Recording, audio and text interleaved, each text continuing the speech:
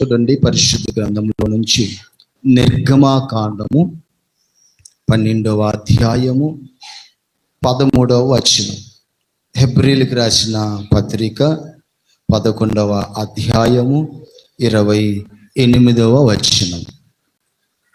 నిర్గమాకాండము 12వ అధ్యాయము 13వ వచనం. మీరు ఉన్న ఇళ్ళ మీద ఆ రక్తము మీకు గుర్తుగా ఉన్నది. నేను ఆ రక్తమును చూసి మిమ్మలను నశింపచేయక దాటిపోదును. హెబ్రీలకు రాసిన పత్రిక 11వ అధ్యాయము 28వ వచనం. 11 హెబ్రీలకు రాసిన పత్రిక 11వ అధ్యాయము 28. తొలిచూలు పిల్లలను నాశనము చేయవాడు ఇశ్రాయేలీలను ముట్టకుండా విశ్వాసమును బట్టి పస్కాను రక్త ప్రోక్షణ ఆచారమును ఆచరించను. స్తోత్రం చెప్పండి. హల్లెలూయా. దేవుని బిడ్డలారా, ఈరోజు మనము సమీపిస్తూ ఉన్న ఆ బల్ల యొద్దకు, అది ఒక నిబంధన రక్తమని, అది ఒక నిబంధన శరీరమని మనం గుర్తించాలి. ఇది అందరూ సమీపించేది కాదు. దీనికి ఒక క్రమం, ఒక నియమం అనేది ఉంది.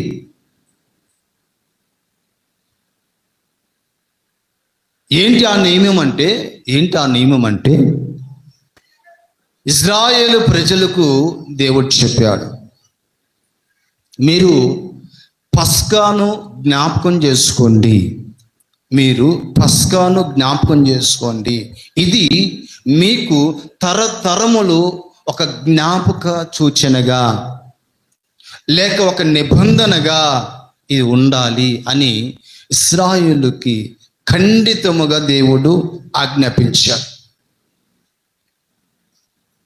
అయితే ఈ పస్కా యొక్క బలి పశువు ఏ విధముగా చేయాలో, ఏ విధముగా ఈ పస్కా యొక్క భోజనము వారు భుజించాలో లేఖనములలో చాలా తేటగా పరిశుద్ధాత్మ దేవుడు లెక్కించాడు. వీరందరూ కూడా పస్కా యొద్దకు రాక మునుపు మనం చూస్తే ఇశ్రాయేలు ప్రజల జీవితంలో దేవుడుగా ఉన్నాడు, నాయకుడిగా ఉన్నాడు, నడిపించే ఇమ్మానుయేలుగా ఉన్నాడు, ఎబెనేజరుగా ఉన్నాడు, యెహోవా రాఫాగా ఉన్నాడు. దేవుడట చూశాడంట. ఎవరిని చూశాడు? కన్నీళ్ళలో, శ్రమల కొలిములో నలిగిపోయి దంచబడుచున్న తన ప్రజల్ని చూసి ఆయనట దిగి వచ్చాడు. ఇశ్రాయేలు పెట్టిన మొర, వారు కార్చిన కన్నీళ్ళు, వారు ఏడ్చిన ఏడుపు, వారి అంగలార్పు దేవుని సన్నిధికి చేరగా దేవుడు అది చూసి చలించిపోయి సింహాసనం మీద కూర్చోలేక తిన్నగా మోషే యొద్దకు వచ్చాడు. కొట్టు చప్పట్లో హల్లెలూయా.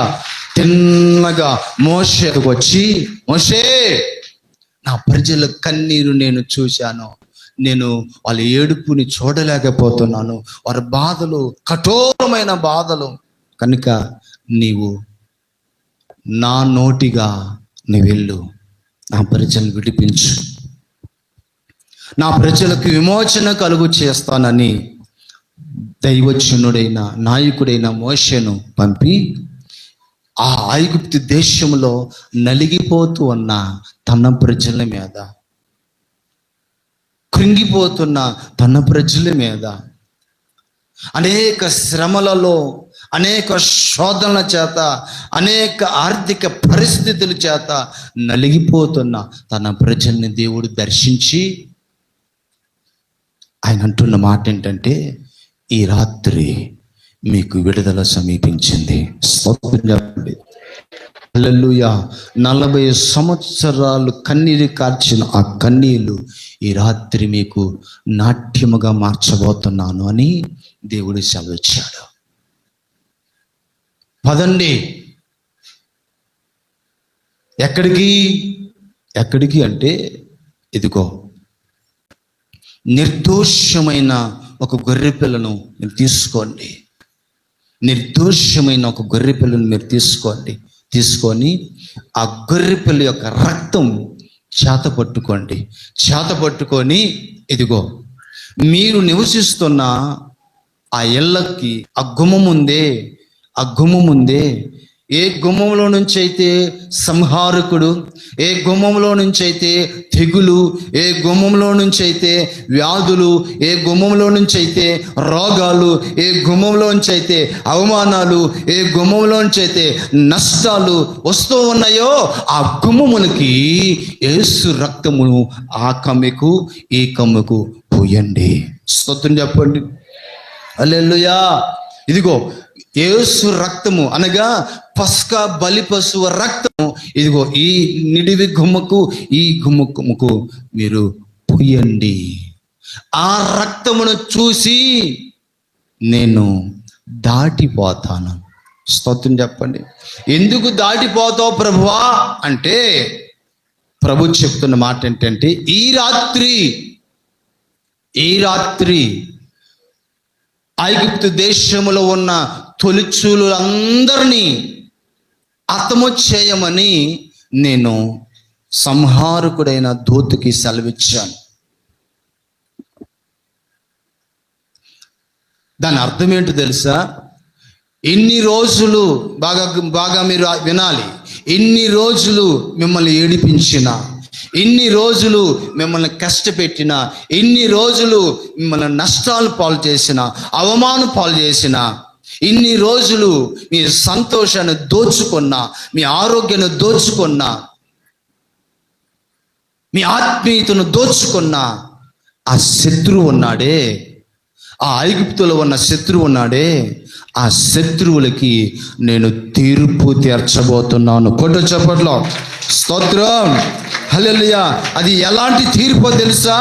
ఐగుప్తు దేశంలో ఉన్న తొలిచూలు పుట్టిపడిన మగ పిల్లలందరినీ చంపబోతున్నాను. కనుక మీ మగబిడ్డలు, మీ పిల్లలు మీరు నశించుకుంటున్నట్లు ఏం చేయాలి తెలుసా? యేసు రక్తము అనబడుతున్న పస్కా రక్తము మీ గుమ్మములకు పూసుకోండి. మీరు ఇదిగో ఆ రక్తాన్ని చూసి నేను మిమ్మల్ని దాటిపోతాను. స్తోత్రం చెప్పండి. ఇది ఏ నిబంధన తెలుసా? రక్త నిబంధన. రక్తమును బట్టి దేవుడు మనల్ని కనికరించి శాపగ్రస్తు నాశనము మన గుడారములకి రాకుండా ఆ రక్తాన్ని చూసి దేవుడు దాటిపోతాడు. స్తోత్రం చెప్పండి. ఈ తొలిచూళ్ళందరినీ ఎందుకు హతము చేయాలి అని చూస్తే, మోషే పుట్టినప్పుడు మీరు బాగా అర్థం చేసుకోండి. మోషే పుట్టినప్పుడు 2 సంవత్సరాల పిల్లల్ని మొదలుకొని అప్పుడే పుట్టిన మగపిల్లలందరినీ కూడా ఫరో అనబడుతున్న అపవాది చంపాడు. యేసు ప్రభు పుట్టిన ఆ కాలంలో కూడా తొలిచూలు మగపిల్లలందరూ కూడా చంపబడ్డారు. కారణం ఏంటి అంటే, ఈ మగబిడ్డ దేనికి సూచనగా ఉంది అని చూస్తే, మనము ఇదిగో ప్రకటన గ్రంథంలో 12వ అధ్యాయంకి వస్తే అక్కడ ఒక మగ శిశువు కనిపిస్తాడు. ఆ మగ శిశువే జయించిన సంఘం. ఆ మగ శిశువే జయము పొందిన పరిశుద్ధులు. ఆ మగ శిశువే ఇదిగో అపవాదిని తంత్రాలని, శోధనని, అనేక ఇబ్బందుల్ని, అనేక పరిస్థితుల్ని ఎదుర్కొని జయించి జయవీరులుగా నిలబడిన జయించిన పరిశుద్ధుల్ని ఆ రోజున అపవాది కన్ను వేశాడు. అందుకని దేవుని వాక్యం చెబుతుంది, మీరు నిర్దోషి అయిన మగ గొర్రె పిల్లను, ఏడాది గొర్రె పిల్లను తీసుకొని దానిని రక్తము మీ మీద, మీ పిల్లల మీద ప్రోక్షించుకోండి. స్తోత్రం చెప్పండి. ఆ నిర్దోషి అయిన గొర్రె పిల్ల ఎవరో అంటే, క్రొత్త నిబంధనలోకి వచ్చేళ్ళకే దైవజనుడైన అపోస్తలుడైన పేతురయ్య అంటాడు, మీరు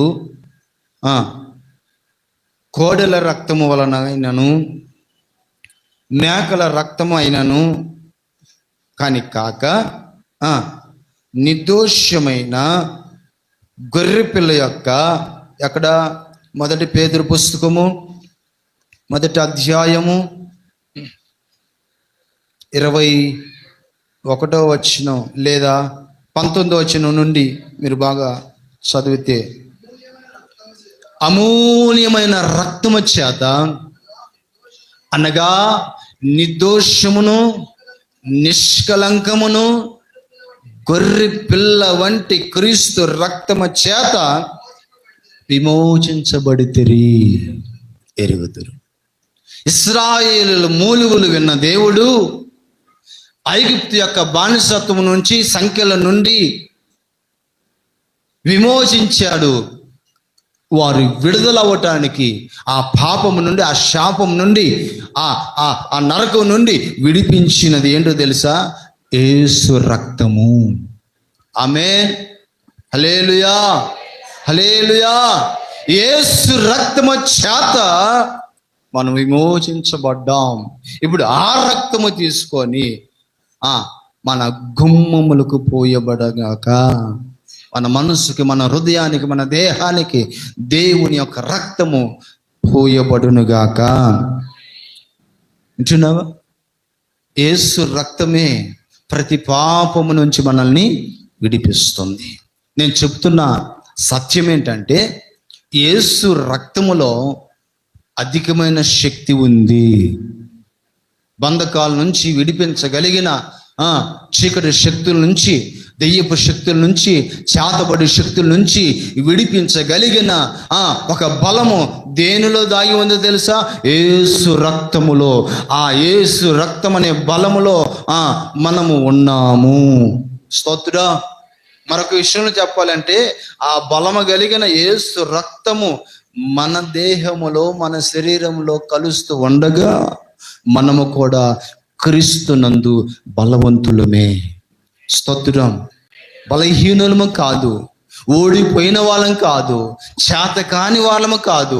క్రీస్తునందు మనము బలవంతులము. స్తోత్రం. లోకమును జయించిన బలవంతులము, పాపమును జయించిన బలవంతులము, దెయ్యమును జయించిన బలవంతులము, రోగమును జయించిన బలవంతులము, సమస్యను జయించిన బలవంతులము. యేసులో మనము బలము కలిగిన వారము. కనుక మనము దేని విషయంలో కూడా అధైర్యపడవలసిన అవసరం లేదు, కృంగిపోవలసిన అవసరం లేదు, భయపడవలసిన అవసరము అంతకంటే లేదు. ఎందుకో తెలుసా? లోకములో ఉన్నవాడి కంటే మీలో ఉన్నవాడు గొప్పవాడు. స్తోత్రం. మనం ఆరాధిస్తున్న దేవుడు ప్రపంచంలో ఉన్న అందరికంటే హెచ్చైన వాడు, ఘనమైన వాడు. అందుకనే ఆయన నామం పోయబడిన పరిమళ తైలముతో సమానం. స్తోత్రం చెప్పండి. అన్ని నామముల కన్నా పై నామము కలిగిన యేసు నామములోనే రక్షణ, యేసు నామములోనే ఆనందం, యేసు నామములోనే నిత్య జీవం, నిత్యము బ్రతుకున్నట్లుగా. ఇప్పుడు ఆ పస్కా యొక్క రక్తము చేత మనము తడపబడుదుముగాక. ఇప్పుడు చూడండి చూడండి నిర్గమాకాండంలో మనం 12వ అధ్యాయంలోకి వస్తే అక్కడ క్లారిటీగా చెప్పబడి ఉన్న మాట ఏంటంటే దానిని మీరు ఎలా భుజించాలి. ఇదిగో ఈ ప్రభు యొక్క బల్ల లేక ప్రభు శరీరం, ప్రభు రక్తం ఏ విధముగా స్వీకరించాలి అని మనం చూస్తే చూడండి 5వ వచనం నుండి చదవండి. 5వ వచనం నుండి లేక 6 నుండి చదువు. 6 నుండి 12:6. నిర్దోషమైన ఏడాది గొర్రెలలో తీసుకోవాలి.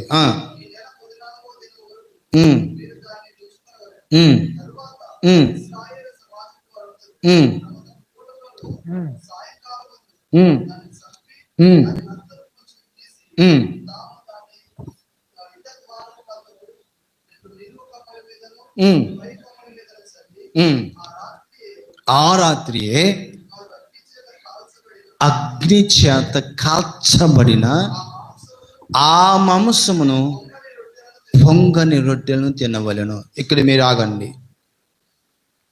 దేనితో కాల్చబడిన మాంసమును తినమన్నాడు? నూనెతో వండుకోమన్నాడా?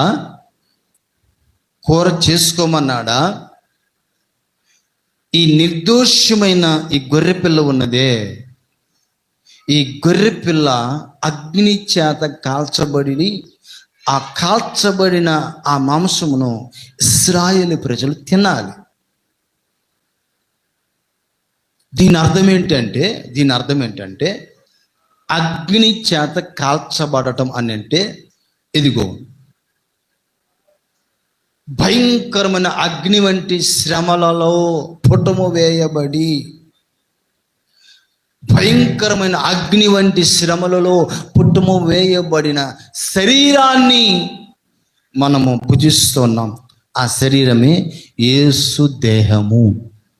యేసయ్య దేహము శ్రమల కొలిములో కాల్చబడింది. ప్రపంచంలో ఏ మనుషుని శిక్షించినంతగా, ఏ మనుషుని నలగొట్టనంతగా యేసు ప్రభువు శరీరము అంతగా కాల్చబడింది. దేవుని వాక్యము చెబుతుంది. పరమగీత కన్నిక ఆనాటి పరిశుద్ధులు యేసు ప్రభువును చూసి, ఆయన సౌందర్యాన్ని చూసి, ఆయన ముఖమును చూసి ఎంతో సుందరుడమ్మ తాను పాడుకున్నారు. ఎంత అందగాడు, ఎంత సుందరుడు అని పాడారు. ఆ అందము, ఆ సౌందర్యము ఏమైంది? యెషయా పుస్తకంలో 53వ అధ్యాయంలోకి వచ్చేళ్ళకే ఆయనకు సొగసైనను సౌందర్యమైన లేకపోయిను, మనము చూడ నల్లని వాడాయను. ఏమైంది అంటే ఇదిగో శ్రమల కొలిములో ఆయన దేహము, ఆయన రూపము దంచబడింది, నలగొట్టబడింది. కారణం ఏంటి? ఎందుకు యేసయ్య దేహము కాల్చబడింది? అగ్ని చేత ఎందుకు పుటము వేయబడింది? అగ్ని కొలిములో ఎందుకు పరీక్షించబడి, కాల్చబడి, నలగొట్టబడి, దంచబడింది అంటే ఇశ్రాయేలు ప్రజల్లో విమోచన కొరకు. స్తోత్రం, హల్లెలూయా. ఇదిగో గొర్రె పిల్ల అగ్నిలో కాల్చబడితేనే ఇశ్రాయేలు ప్రజలకు పాపం నుంచి విడుదల, శర నుంచి విడుదల, ఇదిగో ఐగుప్తు నుంచి విడుదల. నేను ప్రకటిస్తున్న యేసు ఎవరో తెలుసా? ఆయన నిన్ను ప్రేమించి, ఆయన నిన్ను వెతుక్కుంటూ వచ్చి నశించి పోవుచున్న దానిని వెతికి రక్షించినట్లుగా పాపపు ఊబిలో ఉన్న మనల్ని, శాప బ్రతుకులో ఉన్న మనల్ని, అంటరానిగా ఉన్న మనల్ని, దిక్కులేని పరిస్థితుల్లో ఉన్న మనల్ని వెతుక్కుంటూ వచ్చి ఆ ప్రేమ చేత దేవుడు మనల్ని రక్షించాడు. దేవుని బిడ్డ, ఈరోజు నేను చెబుతున్న మాట ఏంటంటే, నీ కొరకు ఎవరు కన్నీరు కార్చలా, నీ కొరకు ఎవరు దెబ్బలు తినలా, నీ కొరకు ఎవరు కూడా తన ప్రాణాన్ని అడ్డు పెట్టలేదు. నీ కొరకు అడ్డు పెట్టిన ప్రాణం, నీ కొరకు దెబ్బలు తిన్నది, నీ కొరకు శ్రమ పడింది, నీ కొరకు క్రయదానం చెల్లించింది, నీ కొరకు త్యాగమైపోయింది యేసు మాత్రమే. యేసయ్య ప్రేమ నీ కొరకు త్యాగమైపోయింది. ఈరోజు నీకు అర్థమవుతుందా? దేవుని ప్రేమ నీకు అర్థమవుతుందా? దేవుని యొక్క మంచితనం నీకు అర్థమవుతుందా? యేసయ్య ఎందుకు నెలకొట్టబడ్డాడు తెలుసా? ఇంకా నువ్వు ఐగుప్తులో ఉండకూడదు, ఆ ఐగుప్తు శ్రమలో ఉండకూడదు, ఆ ఐగుప్తు సంఖ్యలో ఉండకూడదు, ఆ ఇనప కొలిములో కింద ఉండకూడదు, ఆ బానిసత్వం కింద ఉండకూడదు అని యేసయ్య నీ కొరకు నలగొట్టబడ్డాడు. ఇంకా నేను అంటున్నాను, ఇశ్రాయేలు ప్రజలకి ఏమాత్రం కూడా ఆ ఐగుప్తు మీద ఏముంది? స్వేచ్ఛ ఉంది. అందుకని మోషే అంటాడు, మీరు భయపడకండి, దిగులు పడకండి, ఇప్పుడు చూసిన ఈ ఐగుప్తీయులు మరలా మీరు చూడరు. కారణం ఏంటి తెలుసా? మీ శ్రమ, మీ దుఃఖము ఏమైంది? అందుకని ప్రభు అన్నాడు, మీ దుఃఖ దినములు సమీపించింది, విడుదల సమీపించింది, ఆనందంకి మీరు దగ్గర. నేను ప్రకటిస్తున్న ప్రేమ మిమ్మల్ని బలవంతులుగా మార్చునుగాక, ఆ ప్రేమ నడిపించునుగాక, ఆ ప్రేమ మిమ్మల్ని ఈ సంపూర్ణమైన ఈ ఉపదేశములు నడిపించునుగాక. ఆమేన్. దేవుని ప్రేమ చాలా విలువైంది బిడ్డలారా. ఇశ్రాయేలు ప్రజల మూలుగులు విన్న దేవుడు తానే ఒక గొర్రె పిల్లగా వచ్చి, స్తోత్రం వింటున్నారా? మీరు వింటున్నారా? మీకు అర్థమవుతుందా? ఇశ్రాయేలు ప్రజల మూలుగులు విని, వారి శ్రమలు విని, వారి బాధలు చూసిన దేవుడు తానే ఒక గొర్రె పిల్లగా వచ్చి యజ్ఞ పశువుగా బలి అయి తన బలి అర్పణ ద్వారా తను మరణించి, ఇదిగో మరణములో ఉన్న వారిని జీవములోకి నడిపించిన యేసు ప్రేమ. అందుకని యోహాను అంటాడు, ఇదిగో లోక పాపమును మోసుకొని పోవచ్చున్న దేవుని గొర్రె పిల్ల, లోక పాపమును మోసుకొని పోవచ్చున్న దేవుని గొర్రె పిల్ల. ఇప్పుడు లోకములో ఉన్న పాపమంతా కూడా, మనలో ఉన్న పాపమంతా కూడా యేసయ్య మీద మోపబడింది. ఇప్పుడు యేసయ్య దోషిగా, యేసయ్య పాపి వ్యక్తిగా మార్చబడ్డాడు. ఇప్పుడు మనం ఎలా మార్చబడ్డాం? నిర్దోషులము. కారణం ఏంటో తెలుసా? మన నిమిత్తము ఆయన దోషిగా మార్చబడ్డాడు, మన నిమిత్తము ఆయన పాపిగా మార్చబడ్డాడు. ఎందుకో తెలుసా? పాపినని నిన్ను నన్ను ఇదిగో పరిశుద్ధులుగా మార్చటానికి. స్తోత్రం చెప్పండి. హల్లెలూయా. కనుక ఈ నిర్దోషమైన కాల్చబడిన ఈ శరీరాన్ని మీరు భుజించండి. ఎలా భుజించాలి? దానికి ఇంకొకటి యాడ్ చేశాడు. చూడండి, ఇంకొకటి యాడ్ చేశాడు. చేదు కూరతో దానిని తినాలి. దేంతో తినాలి? చేదు కూరతో దాన్ని తినాలి. చేదు దేనికి చూచినా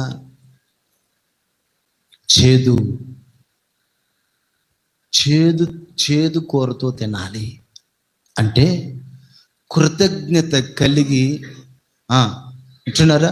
కృతజ్ఞత కలిగి, నా కొరకు చిందించబడిన రక్తము, నా కొరకు గాయపరచబడిన దేహము, ఈ పాపిని ప్రేమించి, ఈ దౌర్భాగ్యని ప్రేమించి, కన్నులెత్తుటానికైనా ఆయన దగ్గరికి రావటానికి కూడా ఎలాంటి యోగ్యత లేని నన్ను ప్రేమించి నాకు ఇచ్చిన ఈ భాగ్యాన్ని బట్టి ప్రభువా నీకు స్తోత్రమయని కృతజ్ఞత కలిగి విరిగి నలిగిన హృదయముతో ఆ శరీరాన్ని మీరు భుజించాలి భుజించాలి భుజించాలి.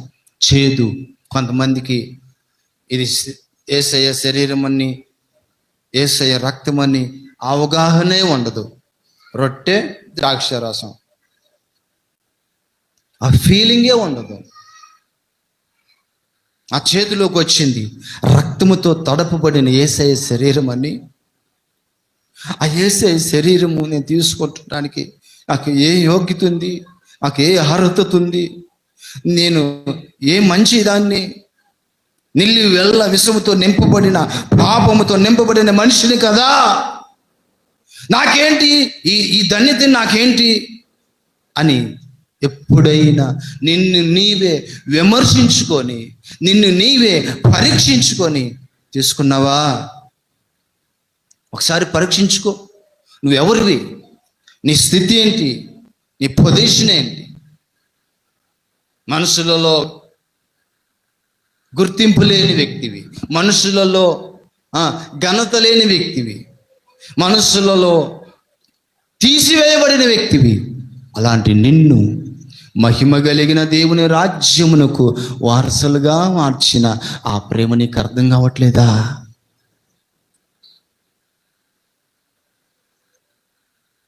దేవుని సన్నిధికి వచ్చినప్పుడల్లా విరిగి నలిగిన హృదయంతో, ప్రభువా నాకెంతటి భాగ్యం ఇచ్చావయ్యా, ప్రభువా నీ సన్నిధిలో నిలిచే భాగ్యం ఇచ్చావా, ప్రభువా నా జీవితం ఇంకా చాలు ప్రభువా అన్న కృతజ్ఞత కలిగి ప్రభుని స్తుతించు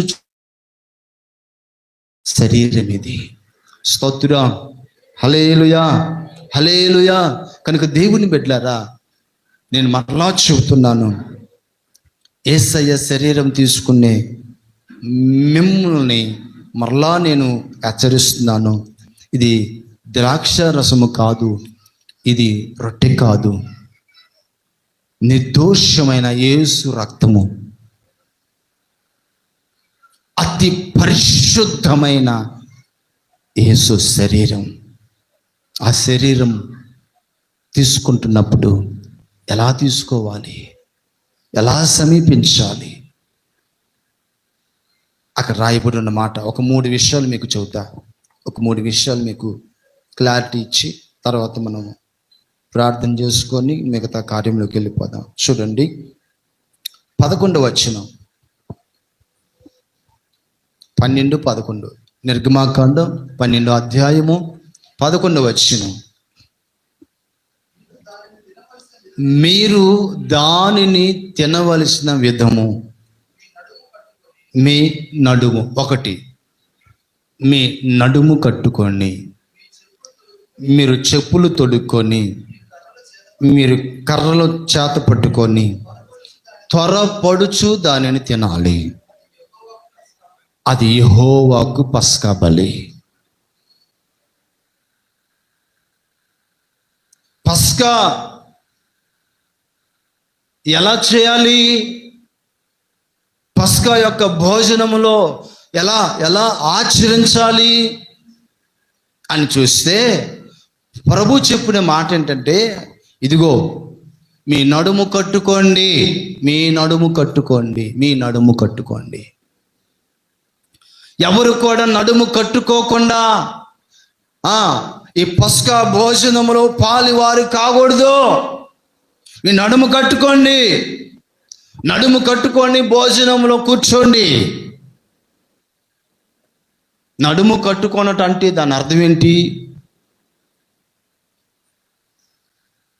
దాని అర్థం ఏంటి అని చూస్తే చూడండి,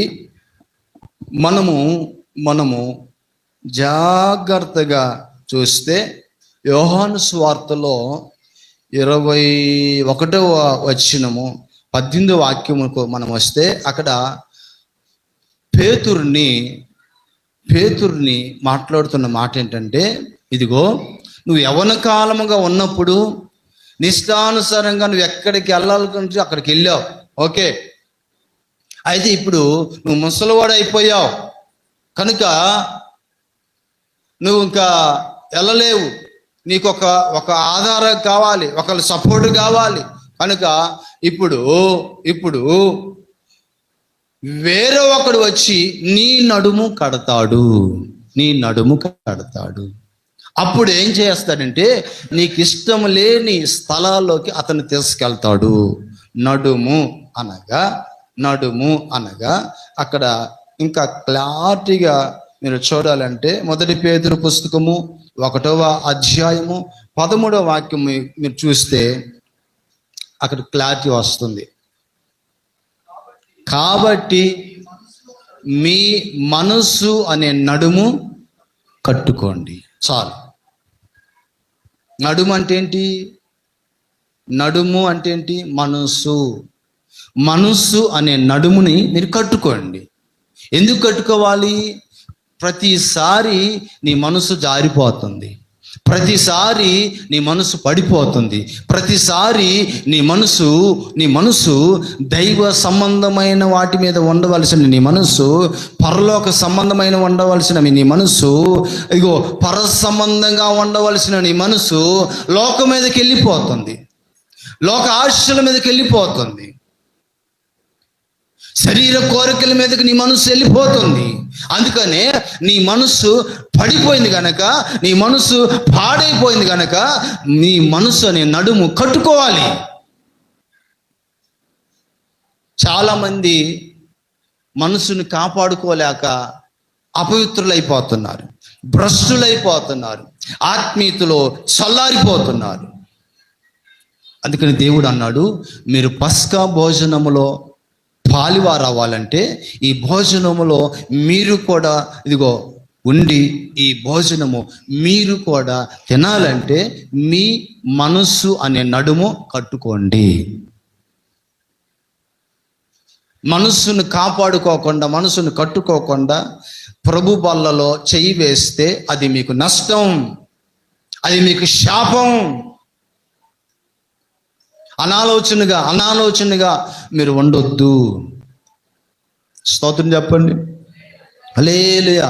ఒకసారి ఒక సందర్భంలో ఒక సిస్టర్ గారు ఫోన్ చేసింది, అన్నా ప్రార్థన చేసి వెళ్దురా అన్నా అని. సరే వస్తామా అని వెళ్తే తన భర్తకి ఈ ముఖమంతా కూడా గాయాలైపోయినాయి.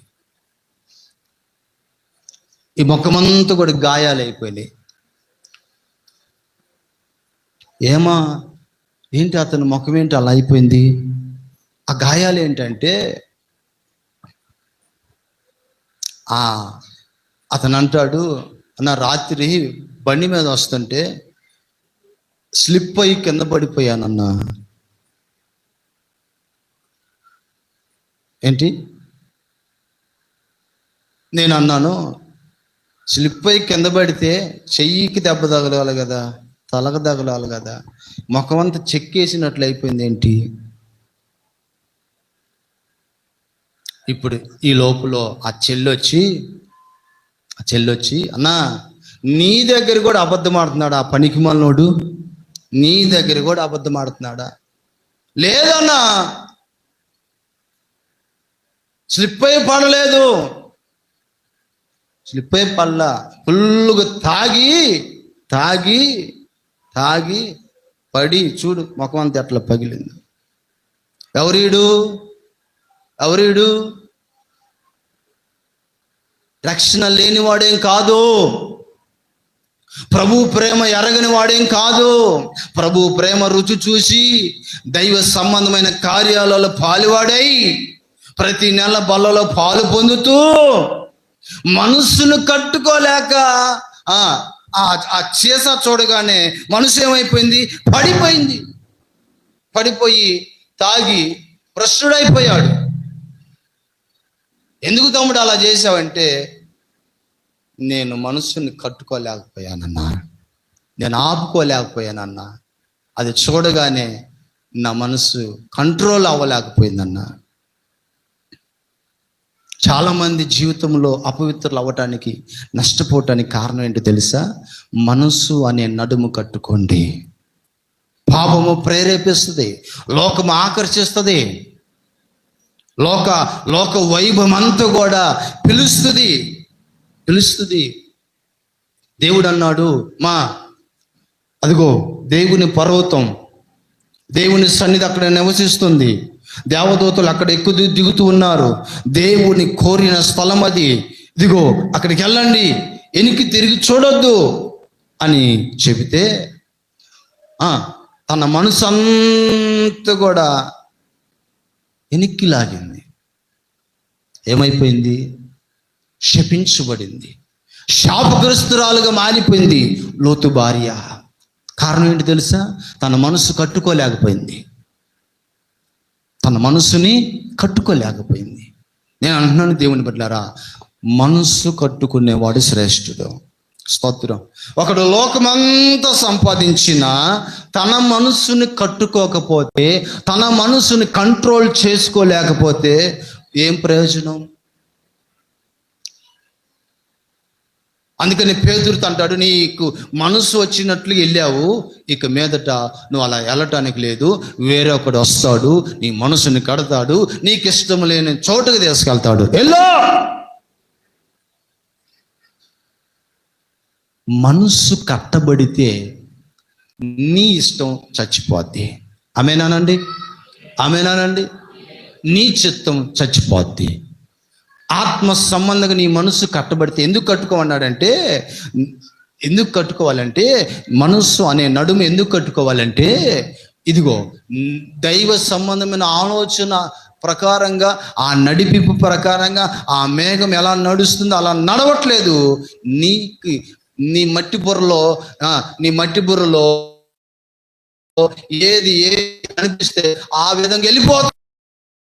క్షేమమా, అది నష్టమా, అది కీడా అర్థం చేసుకోకుండా వెళ్ళిపోతున్నావు, నష్టపోతున్నావు. కానీ పరిశుద్ధ ఆత్మ దేవుడు నీ మనసుని కడితే తనకిష్టమైన మార్గంలో నడిపిస్తాడు. కొట్టి చెప్పట్లో హల్లెలూయా. నీకు ఇష్టం ఉండదు, మోకరించి ప్రార్థన చేయటం నీకు ఇష్టం ఉండదు, ఆల్ నైట్ ప్రేయర్ గడపటం, రాత్రి అంతా దేవునితో గడపటం నీకు ఇష్టం ఉండదు, ఉపవాసం ఉండి నీ శరీరాన్ని నల్లగొట్టుకోవటం నీకు ఇష్టం ఉండదు. కానీ నీ మనసు కట్టబడితే ఆయనే నిన్ను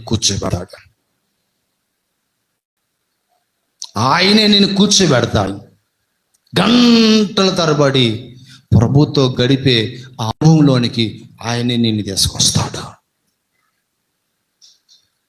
మనసు కట్టబడాలి. చాలామంది మనసు చాలా చండాలంగా ఉంటుంది.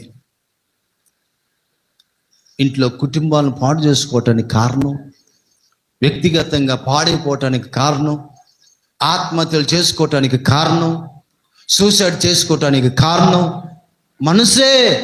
మనసు ఎక్కడో పడిపోతుంది, మనసు ఎక్కడో చెడిపోయింది. ఆ చెడిపోయిన మనసుతో నేను ఎందుకు బ్రతకాలి అని ప్రేరేపిస్తుంది దెయ్యం. చచ్చిపో అంటుంది. చాలామంది వాళ్ళ జీవితాలని నాశనం చేసుకుంటున్నారు. యవ్వని బిడ్డలు నాశనం చేసుకుంటున్నారు. అందుకని దేవుడు అన్నాడు, మీ మనసు కట్టబడితే మీరు దైవిక సంబంధమైన వాటిలో ఎదుగుతారు. స్తోత్రం. హల్లెలూయా. ఈ మనసు కట్టబడితే, అందుకనే ఆయన అన్నాడు, క్రీస్తు యేసుకు కలిగిన ఈ మనసు. ఆమేనానండి? ఏ మనసు? క్రీస్తు యేసుకు కలిగిన ఈ మనసు. అది ఏ మనసు తెలుసా? ఓర్చుకునే మనసు, ప్రేమించే మనసు, తగ్గించుకునే మనసు. ఎంతవరకు? మహిమలో ఉన్నాడు, దేవదూతలతో ఆరాధించబడుతున్నాడు, సమీపించరాని తేజస్సులో ఉన్నాడు, విడిచిపెట్టని భాగ్యం అని దాన్ని విడిచి రిక్తునిగా దిగివచ్చి ఒక సాధారణమైన మనిషిగా దిగొచ్చాడు. అది దేవుని తగ్గింపు. దేవుని మనసు ఏంటి అమ్మా? చెప్పండి, దేవుని మనసు ఏంటి? చూసావా? నా వెనకాల ఆస్తులు చూసావా? నా వెనకాల బలం చూసావా? నా తెలివితేటలు చూసావా? నా డిగ్రీలు చూసావా, నా చదువును చూసావా? కాదు, కాదు. దేవుని మనసు ఏంటి తెలుసా? ఎంత దీనాతి దీనమో ఓ యేసయ్యా. ఆ దీనత్వం ఏది? ఆ మృదుత్వం ఏది? ఆ ప్రేమ కలిగిన ఆ మనసు ఏది? మృదువైన మనస్సులో మీరు కట్టబడుదురుగాక. ఆమేన్ చెప్పండి, చెప్పండి. పస్కాల్లో మనం పాలివారం అవ్వాలంటే ఏం కట్టుకోవాలి? ఇల్లు కట్టుకోవాలా? మేడల మిద్దెలు కట్టుకోవాలా? వెండి బంగారాలు కట్టుకోవాలా? ఏం కట్టుకోవాలి? మనస్సు కట్టుకో. పాపములోకి వెళ్ళకుండా, సీరియల్ మీదకి వెళ్ళకుండా, లోక ఆశల మీదకి వెళ్ళకుండా, లోక కోరికల మీదకి వెళ్ళకుండా నీ మనసుని క్రీస్తులో కట్టుకుందువుగాక. ఆమేన్. మనసు కట్టుకున్న వాడే ప్రభు బల్లకి యోగ్యుడు. మరలా చెబుతున్నాను, మనస్సుని కట్టుకున్న వాడే ప్రభు బల్లకి యోగ్యుడు, యోగ్యుడు, యోగ్యుడు. మనసు స్థిరంగా లేకుండా రెండు తలంపుల మధ్య ఉండి మందిరంలోనేమో దేవుని పిల్లల్లాగా, బయటికి వెళ్ళి నాకేమేమో దెయ్యం పిల్లలాగా ఉంటే అది మీకు ఆశీర్వాదం కాదు. ఇంట్లోనేమో మార్త చాలా భక్తిగా ఉంటుంది. అస్సలు ఎంత భక్తిగా ఉండదో, ఇంత అమాయకురాలు ఈ భూమి మీద లేదే అనిపిస్తుంది. ఇంత అమాయకురాలు చూసారా మీరు? ఎంత అమాయకులు ఈ భూమి మీద లేరే అనిపిస్తుంది.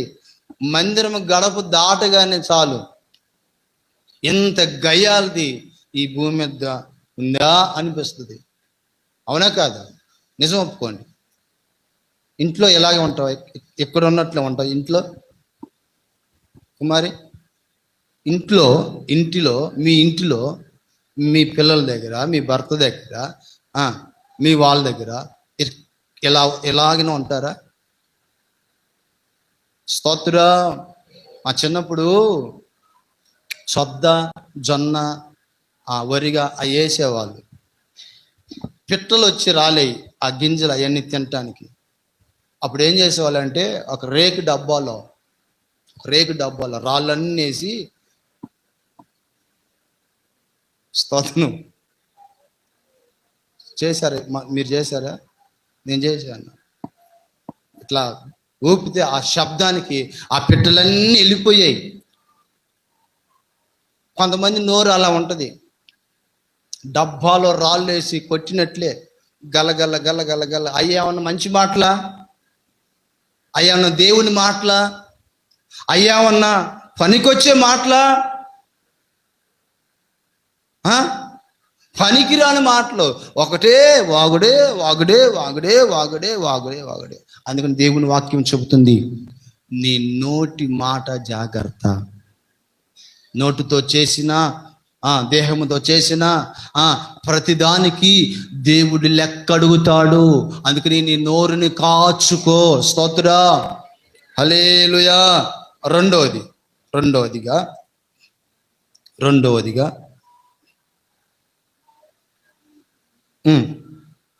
కంటిన్యూ.